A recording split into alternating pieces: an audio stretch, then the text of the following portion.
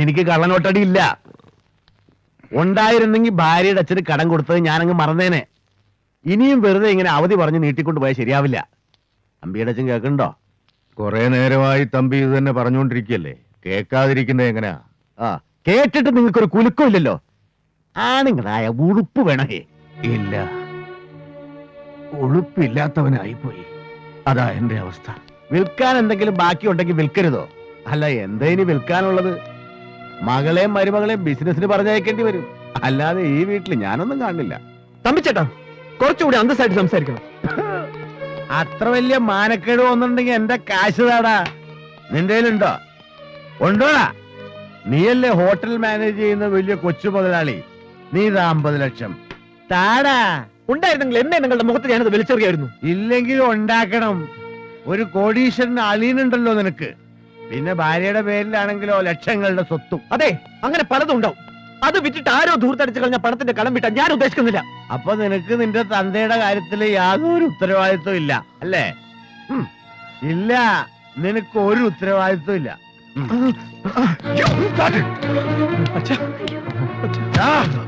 നിനക്ക് ഉത്തരവാദിത്വം ഇല്ലെങ്കിൽ പിന്നെ നീ എന്തിനാണ് അതിൽ ഇടപെട്ടത്? ഞാൻ അയാളുടെ മുഖത്ത് വിസ്കി ഒഴിക്കും. ചിലപ്പോ 3 വർഷം വരും. അമ്മേ ചേച്ചി, വിളിച്ചുകൊണ്ടുണ്ടോ ഇയാളെ? ഫ്രോഡുകളാ, കള്ള ഫ്രോഡുകൾ. എന്നെ വഹിക്കാൻ നടക്കുകയാണ്. കാശ് മേടിച്ചു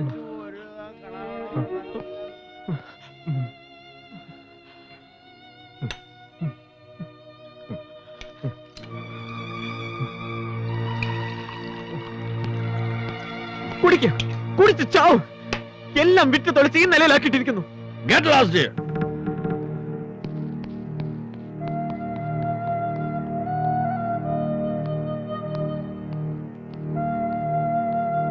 ഞാനും കഴുത്തു മുഴുവൻ മൂടിയ പൊന്നുവിട്ട് തന്നെയാ ഈ വീടിന്റെ പടി കയറി വന്നത്. അതിനു പുറമെ പണമായിട്ട് എന്റെ അച്ഛൻ കൊടുത്തിരുന്നു. അതല്ല, ഈ വീട്ടിലെ കടങ്ങൾ വീട്ടാൻ വേണ്ടി ഗിരിയേട്ടൻ എടുത്തോണ്ട് പോയി. തികയാതെ വന്നത് എന്റെ ഷെയറായി അച്ഛൻ എഴുതി വെച്ച് പ്രോപ്പർട്ടി വിറ്റിട്ടും വീട്ടി. ഇയാളുടെ മുന്നിൽ പൊങ്ങച്ചൻ പറയുന്നല്ല, സത്യ. ചോദിച്ചു നോക്കാലേ നന്ദനോട്, നന്ദൻ പറയും. രാജി ചെയ്തതൊരു ഭാര്യയുടെ കടമയാ. അതിലിപ്പോ ഒട്ടും വിഷമം വിചാരിക്കുകയും വേണ്ട. ചേച്ചി, ഞാനിപ്പോ എന്താ വേണ്ടത്? എനിക്കറിയാഞ്ഞിട്ടാ. നിങ്ങൾ പറഞ്ഞു തരൂ. ഞങ്ങൾ ഉപദേശിച്ചു തരണോ? തനിക്ക് ചിന്തിച്ചാൽ അറിഞ്ഞൂടെ എന്താ വേണ്ടെന്ന്?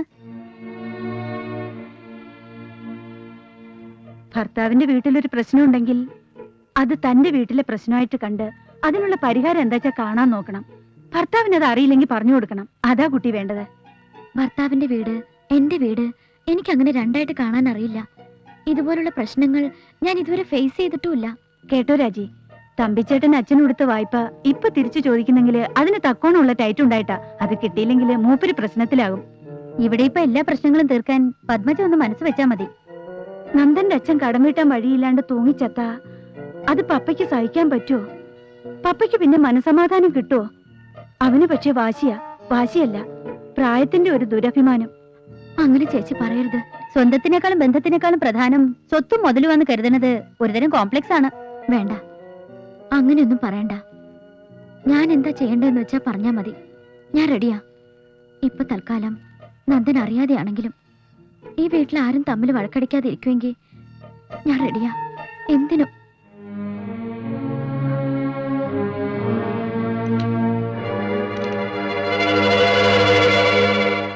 അച്ഛാ, അച്ഛൻ വിഷമിക്കണ്ട കേട്ടോ. തമ്പിച്ചേട്ടന് കൊടുക്കാനുള്ള പണം നമുക്ക് കൊടുക്കാം. എന്റെ പേരിലുള്ള പ്രോപ്പർട്ടീസ് പ്ലെഡ്ജ് ചെയ്താൽ മതി, പണം കിട്ടും.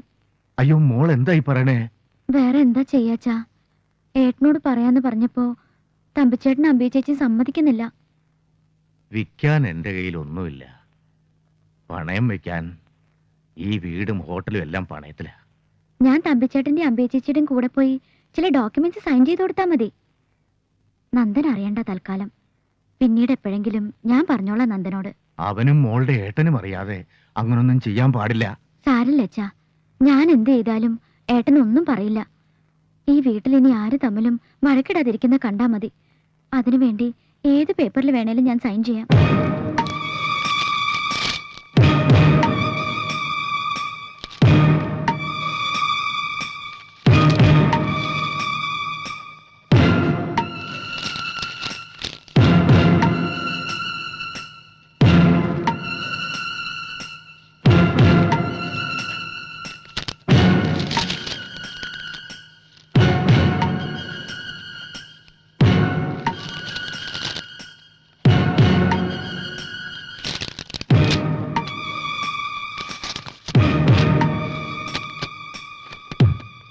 എന്നാ ഇനി അംബിക പപ്പയായിട്ട് പോ, ഞങ്ങൾക്കൊരു ഇത്തിരി കാര്യമുണ്ടേ. വാ. എടാ ഗിരി, നീ സാറിനൊന്നും കൊണ്ടാക്കിയേ. അപ്പൊ സാറേ, എല്ലാം പറഞ്ഞതുപോലെ നമുക്ക് വൈകിട്ട് ക്ലബ്ബിൽ കാണാം. ഓക്കെ. പോവാ.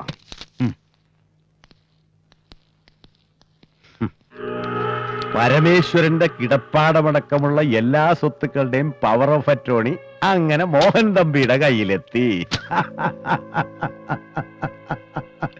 വിറ്റ 7-8 കോടിയാ. വിൽക്കാൻ വരട്ടെ. ആ ഗിരിക്കൊരു പങ്ക് കൊടുക്കണം തമ്പി. കൊടുക്കാം, പക്ഷെ എന്റെ പണമില്ല. എടോ, പണം പേപ്പറാ, ആവശ്യം വരുമ്പോ പ്രിന്റ് ചെയ്തെടുക്കും. എന്റെ രീതി അതാ, തന്റേത് എനിക്ക് അറിഞ്ഞൂടാ.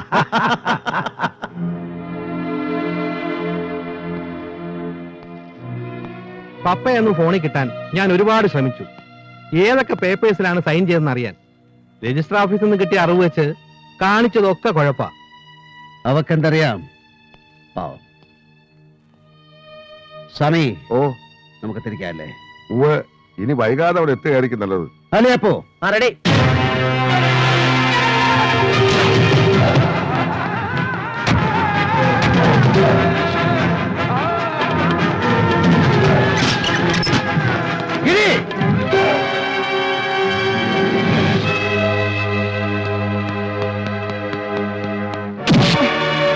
എല്ലാവരും ചേർന്ന് അവളെ കണ്ണീര് കുടിപ്പിച്ച് സ്വത്തുക്കൾ എഴുതി മാറ്റൂ, അല്ലടാ? എന്തിനാടാ നിനക്കൊക്കെ കൂടുതൽ മണ്ണ്? ഒരു കുഴിക്കുള്ള മതിയടാ നിനക്കും നിന്റെ തറവാട്ടിലെ മുഴുവൻ ചെറ്റകൾക്കും. അറിയാടാ, പരമേശ്വരൻ എന്ന പേരിന് കൊല്ലുന്നവെന്ന് കൂടി അർത്ഥമുണ്ട്. അതോടെ മടിക്കില്ല ഞാൻ. യൂസഫിന്റെ കൂടെ ചേർന്ന് എന്റെ മുമ്പിൽ തല നമ്പർ കളിക്കുന്നതാ തന്തയ്ക്ക് പറക്കാത്തവനെ. കഴുത്തറുത്ത് കടലിൽ തള്ളും ഞാൻ. നീ ഇത് കണ്ടോ? 15-ാം വയസ്സിൽ ഒരു പൊതി ചോറിന് വേണ്ടി മാട്ടുങ്കയിലെ തെരുവിൽ കത്തി നിവർത്തിയ കൈയാണിത്. പിന്നെ അത് വർഷങ്ങൾ കഴിഞ്ഞു താഴെ വെക്കാൻ. ചോരയിൽ മുങ്ങി ഉണങ്ങി അറുപ്പ് മാറിയ ശേഷം എല്ലാം പിന്നിൽ കുഴിച്ചിട്ട് വെളുത്ത വസ്ത്രം ധരിച്ചടക്കുന്ന പരമേശ്വരനെ കോളിയോടന്മാര് കണ്ടിട്ടുള്ളൂ. നീയൊക്കെ കൂടെ എന്നെ കൊണ്ട് പഴയ വേഷം കെട്ടിക്ക് വരടാ. എവിടെടാ തമ്പി? തമ്പി, എല്ലാം അങ്ങേര് പറഞ്ഞിട്ടാണ്. യൂസഫ് ഷായും പുള്ളിയും കൂടെ പ്ലാൻ ചെയ്തതിന് എന്നെ കൂട്ടു നിർത്തുകയായിരുന്നു പരമേശ്വരൻ. പ്രോപ്പർട്ടീസ് തമ്പിച്ചേട്ടന്റെ പേർക്ക് എഴുതി വെച്ചു. അതിന്റെ അഡ്വാൻസ് ആയി 1 കോടി രൂപ യൂസഫ് എനിക്ക് തന്നു. വീട്ടിൽ സൂക്ഷിക്കുന്നത് സേഫ് അല്ലാത്തതുകൊണ്ട് ഹോട്ടലിൽ സൂക്ഷിക്കാൻ യൂസഫ് എന്നോട് പറഞ്ഞു. 1 കോടി ഹോട്ടലിൽ വെക്കാൻ പറഞ്ഞോ? നന്ദന്റെ ഓഫീസ് റൂമിലെ ബ്യൂറോയിലുണ്ട്.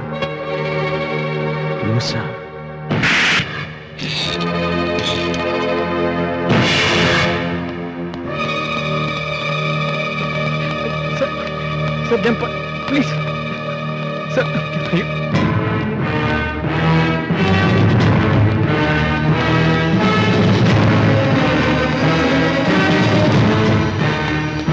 മാഡം, ഇത് ചതിയാണ്. അവൻ നിരപരാധിയാണ്. ഓ, ഇയാളുടെ ബ്രദറിലാണല്ലോ ഇവൻ. കൊള്ളാം, ക്വൈറ്റ് നാച്ചുറൽ. ഗോൾഡ് സ്മഗ്ലറുടെ അളിയൻ കള്ളനോട്ട് ഇടപാട് നടത്തുന്നു.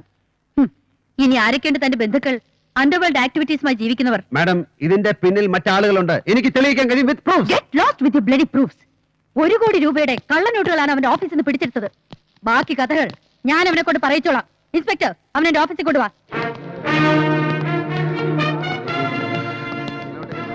ധൈര്യമായിട്ടിരിക്കെ, ഞാനുണ്ട്. ഞാൻ മാനേജ് ചെയ്തോളാം. Mister Parameswaran,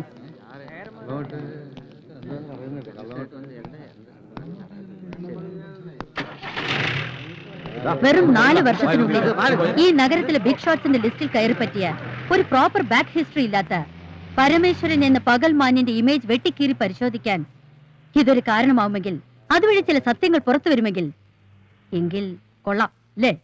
let's see.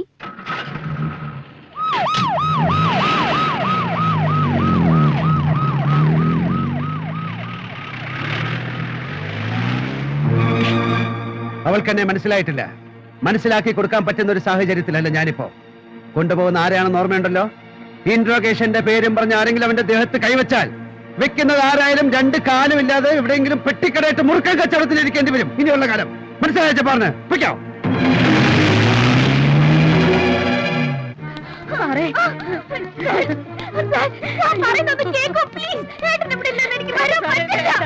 പക്ഷേ നിന്റെ ചേട്ടൻ വന്ന് അനുവാദം വാങ്ങാൻ ഞാൻ നിന്നെ കെട്ടിക്കൊണ്ടു വന്നല്ല. You get me. നിന്ന് ചിണുങ്ങാതെ വണ്ടി കയറി കേറ്. ഈ മഹാഭാവം ചെയ്യല്ലേ? Shut up.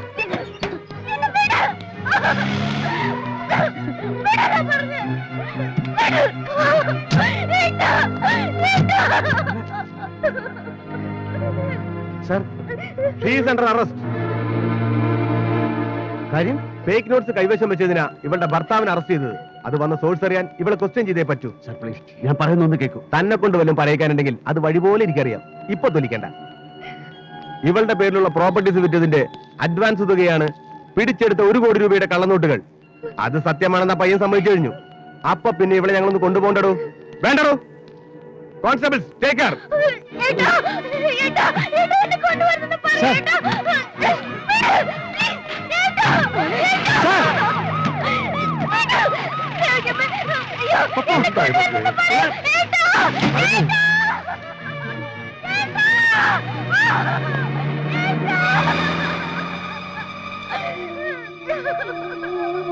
അയ്യോ, എന്തായത്?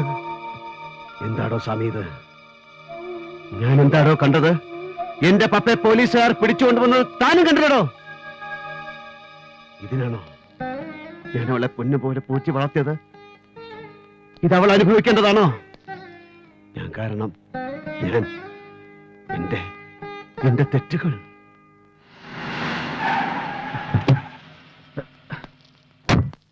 തമ്പി ഇവിടെ തന്നെയുണ്ട്. കേന്ദ്ര സഹമന്ത്രി ശിവാജി റാവുല്ലേ, ആ ബാംഗ്ലൂരുകാരൻ ഫ്രോഡ്, അവന്റെ ഗസ്റ്റ് ഹൗസിൽ തമ്പിയുണ്ട്. ഏത് നരകത്തിലായാലും അവനെ എനിക്ക് വേണം. വണ്ടി എടുക്കണ.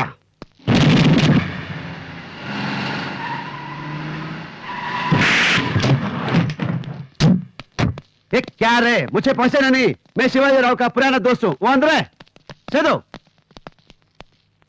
तंबी. कौन हो तू? मेरा बंगला का अंदर आने को ताकत कहां से मिला? क्या समझा तू? मैं शिवाजी राव हूं, गरीब लोग का एक ही मंत्री, सिर्फ एक लायक हूं. मेरे साथ खेलेगा ना, तेरे को खत्म करूंगा, समझा? कुत्ती कृष्णा. എന്തേ बोलता ബോൾത്താ, കോപ്പിലെ ബോൾത്താ. 60ന്റെ മിഡിലിൽ മട്ടന്നൂരിൽ നിന്ന് മംഗലാപുരത്തെത്തി കരിക്ക് കച്ചവടം നടത്തി കാർവാർ വഴി ബോംബെയിലെത്തി നാരൂഭ എന്ന വ്യഭിചാരപ്പുര മുതലാളിയുടെ കയ്യാളായി കൂട്ടിക്കൊടുപ്പിന്റെ നല്ല കൃഷിയിടം രാഷ്ട്രീയമാണെന്ന് മനസ്സിലാക്കി മഹാരാഷ്ട്ര രാഷ്ട്രീയത്തിൽ ചുരുങ്ങിയ കാലം കൊണ്ട് കൊഴുത്ത് മുറ്റി പൊങ്ങിയ പന്നി. നിനക്ക് ഗോസായി ഭാഷയിലെ നാക്ക് വളയ്ക്കാൻ കഴിയൂ അല്ല? ഉസ്താദ്, എന്തു വേണം പറ, ഞാൻ എന്തു വേണം? നിന്റെ കാലിനടിയിൽ അഭയം തേടി വന്ന പട്ടിയെ എനിക്ക് വേണം. തമ്പിയെ. Thampi Sedu, get him.